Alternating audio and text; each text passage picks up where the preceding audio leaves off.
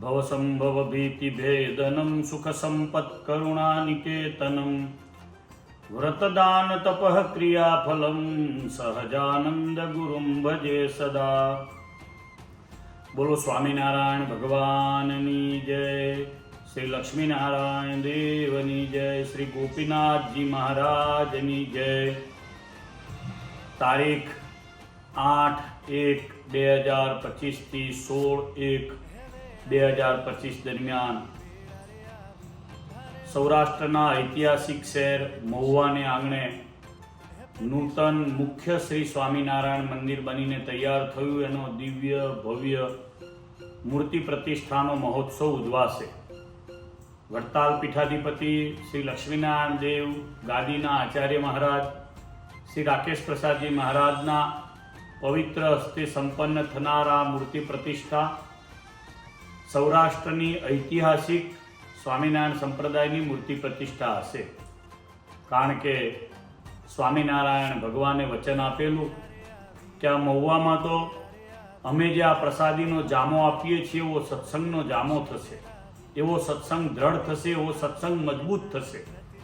પરમ પૂજ્ય સદગુરુ નિત્ય સ્વરૂપદાસજી સ્વામી સરદારવાળાએ જે દિવ્ય મંદિર બનાવ્યું છે એ મંદિરની મેં મુલાકાત લીધી. એના દર્શન કરવા માટે, મહોત્સવનું સ્થળ જોવા માટે, બાળનગરી જોવા માટે પરમ પૂજ્ય સદગુરુ બાપુ સ્વામીજીની સાથે, પીપી સ્વામીજીની સાથે મારે જવાનું થયું.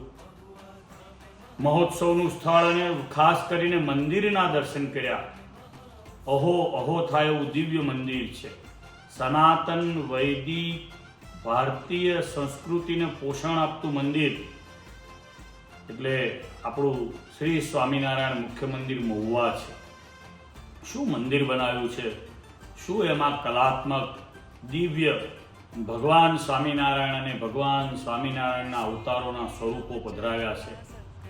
શું સુંદર મજાના કલાત્મક સ્તંભો છે, શું સુંદર મજાનું દિવ્ય ઇનલે વર્ક કરી અને જે ફ્લોરિંગ કર્યું છે. કદાચ પ્રદક્ષિણામાં, મધ્ય મંડપમાં અને ચારે બાજુ આવું ફ્લોરિંગ આપણને જોવા ના મળે.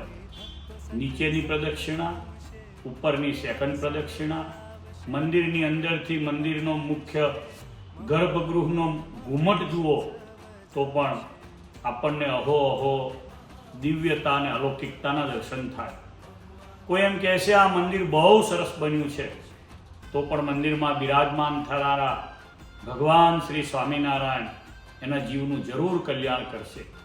પૂજ્ય સ્વામીએ જે રીતે આ મંદિરમાં પોતાના સમગ્ર મંડળે સહિત, તમામ ભક્તોએ સહિત જે જીવ રેડીને મંદિર તૈયાર કર્યું છે એ જોતા મને લાગે છે કે ભગવાન સ્વામિનારાયણની પૂજ્ય સદગુરુ નિત્ય સ્વરૂપદાસજી સ્વામી ઉપર પૂર્ણ કૃપા છે. અને એને જ કારણે આવું દિવ્ય મંદિર ગોપીનાથજી મહારાજના વહીવટ હેઠળનું, તાબાનું તૈયાર થઈ શકે.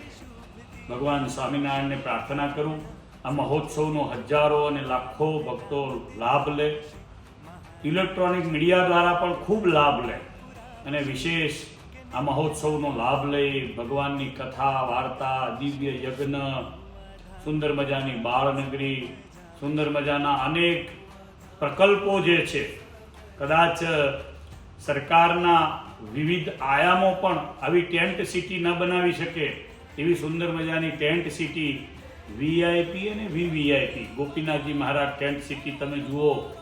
શ્રી સ્વામિનારાયણ ભગવાનની કૃપા સંતો ઉપર છે કે આવું દિવ્ય આયોજન કરી શક્યા છે.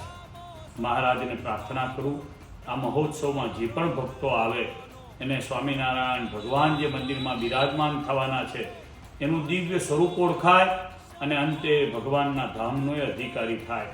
ફરી એકવાર સદગુરુ નિત્ય સ્વરૂપદાસજી સ્વામીએ આજે દિવ્ય મંદિર બનાવ્યું છે મહુવાના આંગણે, જે જામો પાડી દીધો છે એ અદ્ભુત દિવ્ય મંદિર બદલ એમને વંદન કરી અને મારી વાતને વિરમું છું. બોલો સ્વામિનારાયણ ભગવાનની જય.